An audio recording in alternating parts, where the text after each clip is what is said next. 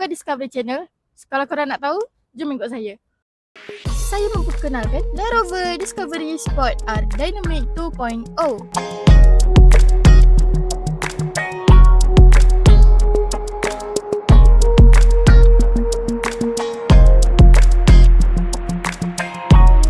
Antara ciri-ciri dia adalah 2000cc inline 4 turbocharged petrol engine, 9-speed automatic transmission, LED headlight with signature DRL, LED rear lights, power boot, signature Land Rover front grille design, black leather seat with red stitching, memory seat, 10-inch touchscreen, Meridian sound system, leatherworks multifunction steering wheel, pedal shift, reverse camera, keyless entry and push start button, Apple CarPlay and Android Auto, dan yang terakhir sekali, 20-inch alloys wheels. Kereta tahun 2021, harga yang kita bagi kat korang bermula daripada RM174,000 plus.